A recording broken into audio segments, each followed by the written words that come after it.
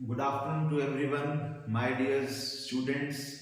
This is your Mr. Vishal sir from Vishal Academy, ex-RMC teacher. I am here with you today to start a new series with all of you about this mathematics Olympiad questions. So all of you, as you are aware that from last 2-3 exams, this kind of paper has been asked to you related to mathematics. So basically अगर हम इसकी बात करें कि mathematics olympiad questions में हम क्या cover up करने वाले हैं, सीरीज में हम क्या क्या चीजें आगे कवर अप करेंगे, वी विल मेरी कोशिश रहेगी आप लोगों के साथ कि मैं डेली 1 या 2 क्वेश्चंस आप लोगों के लिए लाऊं और सिर्फ इस क्वेश्चन को सॉल्व करना ही हमारा ऑब्जेक्टिव नहीं होगा. हमारा ऑब्जेक्टिव ये रहेगा कि मैं आपको ये बता पाऊं कि इस टाइप की थिंकिंग कैसे डेवलप की जाए. मेरे बहुत सारे स्टूडेंट्स रहे हैं जिनको मैंने ट्रेन किया है और मेरा objective mathematics as a mathematics teacher हमेशा ये रहा है कि अपने स्टूडेंट्स का जो मैथ्स का फोबिया है, जो मैथ्स का डर है, वो खत्म हम कर सके. एक बार आपने बच्चे के दिमाग से उसका मैथ्स का डर निकाल दिया तो उसके बाद उसको बाकी ट्रेनिंग वो खुद ही कर लेगा.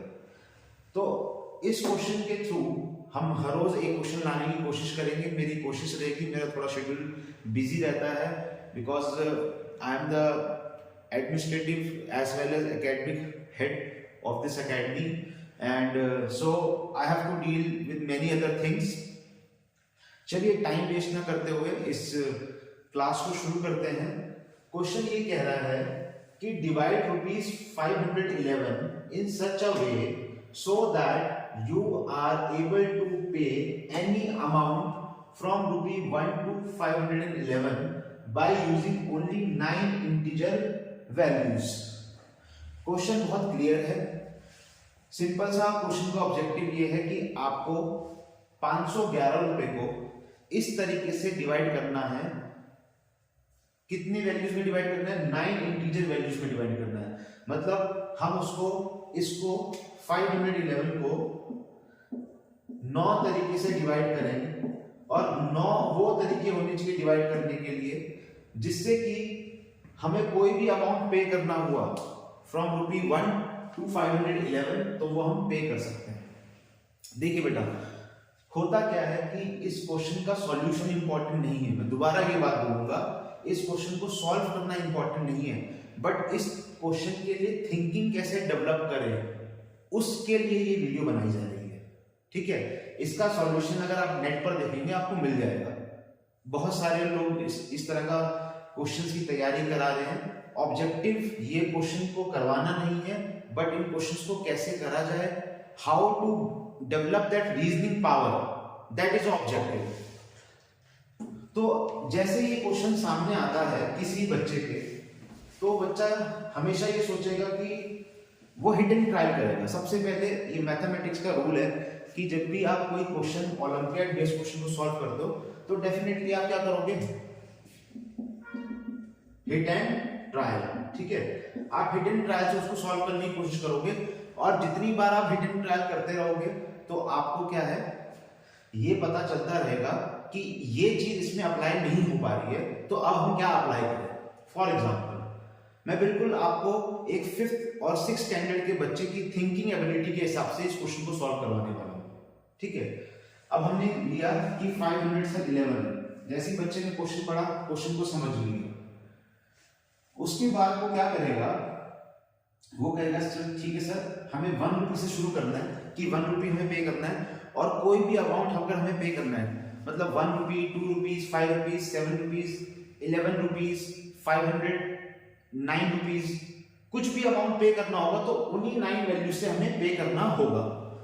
तो सबसे पहले वो सोचेगा सर ₹1 तो जरूरी है भाई, अगर ₹1 पे करना तो पहला तो ₹1 होना चाहिए. अब नेक्स्ट नंबर वो कोशिश करेगा सर 1, 2, 3, 4, 5, 6, जैसे वो 9 तक पहुंचेगा उसको समझ में आएगा कि मैं इन सबको ऐड भी करता हूं तो मैं ₹511 तो पे नहीं कर सकता. 511 तो बहुत दूर की बात है.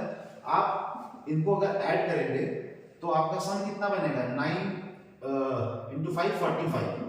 मतलब आप मैक्सिमम 45 रुपीज पे कर पाएंगे, है ना। तो ये मेथड क्या हुआ, फेल हो गया। ये मेथड मतलब कि अब आपका हिडन ट्रायल ये वाला मेथड फेल हो गया। अब हम नेक्स्ट अप्रोच पे जाएंगे। अब उसकी नेक्स्ट अप्रोच क्या होगी, ठीक है। अब बच्चे ने 5th 6th 7th स्टैंडर्ड तक क्या पढ़ रखा है, नंबर्स में। Sir whole numbers, even number, odd number, prime numbers, यही सब पढ़ा हुआ है, वो उसी को अप्लाई करेगा। नेक्स्ट अप्रोच उसकी होगी, सर इवन नंबर्स की सीरीज हम ले लें, सर 2 ले लेते हैं, 4 ले लेते हैं, 6 ले लेते हैं, 8। जैसे वो ये करता रहेगा उसको समझ में आएगा कि अगर मुझे 1 रुपी पे करना है या 2 रुपीज पे करना है। सिमिलरली यहाँ पर भी वो अप्रोच फेल हो जाएगी, क्योंकि आप 2 4 6 8 करते हुए आप 9 इंटीजर्स अगर वैल्यू तक जाओगे तो आप 18 तक जा पाओगे। 9 डिजिट्स जो है 2 से अगर हम स्टार्ट करते हैं तो 2 4 6 8 10 12 14 16 18 I think 4 and these are 5, 9 digits हो गई। स्टिल अभी भी आप 511 या 400 रुपीज इस टाइप की कोई वैल्यू को पे नहीं कर पाओगे, ठीक है। तो जैसे ही बच्चे ने इवन लिखा उसको समझ में आ जाएगा, इसका मतलब ऑड भी गलत हो जाएगा, क्योंकि ऑड का भी वही रूल है, एक डिजिट छोड़ के नंबर आता है। उसके बाद उसको और बच्चा थोड़ा और दिमाग लगाएगा, सोचेगा कि ठीक है ऐसा करते हैं कि प्राइम नंबर को यूज करते हैं, क्योंकि प्राइम नंबर्स में कोई पैटर्न नहीं होता है, ठीक है ना। तो प्राइम नंबर के पैटर्न को यूज करने की कोशिश करेगा। प्राइम नंबर का पैटर्न को लेगा, स्मॉलेस्ट प्राइम नंबर 2, फिर आएगा 3, उसको लगेगा 3 - 2, मतलब अगर मेरे पे 3 रुपीज का नोट है, मेरे पास 2 रुपीज का नोट है, तो 1 रुपीज मैं पे कर सकता हूँ। उसके बाद आएगा 5, फिर क्या आएगा हमारा, फिर आएगा हमारा 7, फिर हमारा नेक्स्ट नंबर आएगा 11, नेक्स्ट नंबर हमारा आएगा 13, उसके बाद क्या आएगा 13 के बाद हमारा आएगा 17 के बाद हमारा आएगा 19। तो ये कितने हो गए आपके 4 and 4 8 and 1 last will be your 23. Let me just cross check once again. 2 3 5 7 11 13 17 19 and 23, right. सो यहां पर भी कोई ऐसा बड़ा नंबर आपको देखिए लिखने से ही पता चल रहा है कि सर कोई बिगर वैल्यू तो है नहीं हमारे पास।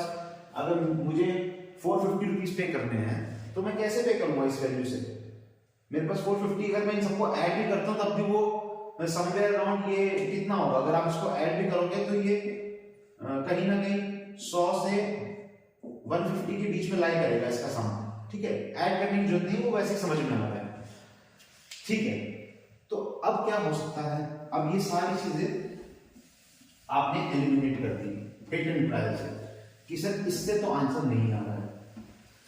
अब क्या होता है कि अगर आपको रीजनिंग पावर इसी तरीके से डेवलप होती है इन क्वेश्चंस के लिए, तो जब आप ये हिडन ट्रायल करते रहेंगे अब आपको समझ में आएगा नेक्स्ट स्टेप कि सर हमने किसी नंबर को, अब सबसे इजी जो चीज होती है वो होता है डबल और हाफ करना, करेक्ट। तो नेक्स्ट स्टेप आपको ये सोचते सोचते ये समझ में आना चाहिए कि सर हम नेक्स्ट स्टेप में इसको डबल करके देखें तो क्या हो सकता है। जैसे सर 1 रुपी लिया, सर 1 का नेक्स्ट जो मैं रुपीज ले सकता हूं मैं 2 ले लेता हूं सर, और सर नेक्स्ट रुपीज मैं ले लेता हूं 4 ले लेता हूं। कभी भी इतनी बड़ी वैल्यू का आंसर निकालने के लिए आप हमेशा छोटा एग्जांपल लो, ठीक है। अब ये छोटा एग्जांपल लिया मैंने, अब इस छोटे एग्जांपल में मैं इसका सम करता हूं। सम कितना आ रहा है इसका 2 4 1 2 और 4 का जो सम है हमारा बन रहा है 7, ओके। तो क्वेश्चन हमने चेंज करा है कि जैसे डबल वाली थिंकिंग हमने डेवलप करी, हमने क्वेश्चन चेंज किया कि सर 7 रुपीज हमारे पास टोटल है और हमने इसको 3 पार्ट में डिवाइड किया 1 2 और 4 में। तो आपने देखा कि हम 7 रुपीज तक सारा अमाउंट पे कर सकते हैं। लाइक 1 रुपी पे हो जाएगा सर 2 रुपीज के लिए, सर 2 रुपीज पे हो जाएगा 3 रुपीज के लिए 1 + 2, सर 3 रुपीज पे हो जाएगा 4 रुपीज डायरेक्ट हो जाएगा, 5 रुपीज के लिए 4 + 1 हो जाएगा। सिमिलरली आपका 6 रुपीज के लिए 4 + 2 हो जाएगा और 7 रुपीज के लिए इन तीनों का सम हो जाएगा।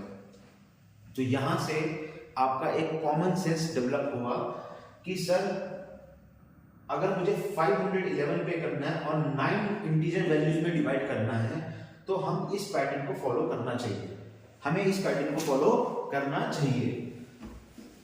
अब हम इसका आंसर लिखने के लिए आप कहोगे कि सर पहला नंबर होगा 1, सर दूसरा होगा 2, फिर 4, देन 4 का डबल, अभी क्या डबल होगा, 4 का डबल सर 8, 8 का double sir 16, double 32, double 64, double 128, double 256, कितना हो गया, 1 2 3 4 5 6 7 8 9, ये 9 वैल्यूज हैं। ये वो 9 वैल्यूज है इंटीजर वैल्यूज जिससे आप कोई भी अमाउंट पे कर सकते हैं from ₹1 to ₹511। You don't require any other change to pay this amount. ये सारे आपके जो है इंटीजर वैल्यूज हैं, आप ये समझ सकते हैं कि ये ₹1 का नोट है, ये ₹2 का नोट है, ये ₹8 का नोट है, ये ₹16 का नोट है, ये ₹32 का नोट है, राइट। और इसको, इस कंसेप्ट को हम हायर मैथमेटिक्स में बोलते हैं ज्योमेट्रिक प्रोग्रेशन। शॉर्ट में इसको बोला जाता है जीपी और इसको बोला जाता है ज्योमेट्रिक प्रोग्रेशन, राइट। बेटा what's there in a name, there is nothing there in a name, try to understand my point. इसको ज्योमेट्रिक प्रोग्रेशन बोला जाए या इसको किसी और बंदे का आप नाम दे दो, नाम से कोई फर्क नहीं पड़ता, ठीक है। इसको आप बोल दो ये मैथमेटिकल इंडक्शन है, सर ये अलजेब्रा है, कुछ भी है, उससे क्या फर्क पड़ रहा है। आपको कंसेप्ट सीखना है। कंसेप्ट सिंपल सा ये कहता है कि भाई आपने नंबर को डबल किया है, और अगर आपको कंसेप्ट को थोड़ा सा और डीपली समझना है तो यहाँ पर कंसेप्ट ये है कि ज्योमेट्रिक प्रोग्रेशन वो प्रोग्रेशन होता है जिसमें सक्सीडिंग और प्रीसीडिंग नंबर को, अगर हम सक्सीडिंग नंबर को, किसी भी नंबर को अगर हम सेम नंबर से मल्टीप्लाई या डिवाइड करें तो उसका रेशियो चेंज नहीं होगा। जैसे कि आप ये देख सकते हैं इन दो नंबर्स के बीच में रेशियो जो है वो सेम है। इन दोनों नंबर्स के बीच में क्या है, रेशियो सेम है। जैसे कि इन दोनों का रेशियो क्या है सर 1/2, इन दोनों का रेशियो क्या है 4/2 पर सर 1/2, ये 2/1 किया हमने तो यहां पर भी वही करेंगे, यहां पर भी हम करेंगे 1/2 किया हमने तो हम यहां पर भी करेंगे सर सेम तरीके से लिखेंगे। सो इट विल बी 2/4, ये हो जाएगा 1/2, नेक्स्ट हो गया 4/8, ये भी हो जाएगा 1/2 and so on. Understood. So through this question I hope आप लोगों को कंसेप्ट समझ में आया होगा, किस तरीके से हमें थिंकिंग अपनी पावर को डेवलप करना है, किस तरीके से हमें उस क्वेश्चन के बारे में सोचना है। Main objective mathematical olympiad questions का ये होता है कि आपने अगर एक डायरेक्शन में सोचना शुरू किया और वहां से आंसर नहीं आ रहा है तो उस डायरेक्शन में सोचना आप बंद कीजिए और दूसरे डायरेक्शन के बारे में सोचिए कि और किस तरीके से आंसर निकल सकता है। 99% स्टूडेंट के साथ प्रॉब्लम ये होती है कि जब वो एक डायरेक्शन में सोच रहे होते हैं उनका आंसर नहीं निकलता है तो उनका मोटिवेशन ब्रेक हो जाता है। आपको अपना मोटिवेशन बरकरार रखना है, उसको डाउन नहीं होने देना है। That is the real objective of this kind of questions, that is the real challenge you have been given, why these kind of questions are been given in your exam. So I hope you like the video, and definitely your Vishal sir will be bringing more videos on these types of questions. Thank you for liking and subscribing to our channel. Please share this video with all other students जिससे कि हम ज्यादा से ज्यादा बच्चों की help कर पाए। हम ज्यादा से ज्यादा बच्चों की हेल्प करना चाहते हैं इन वीडियोस के माध्यम से। Thank you so much.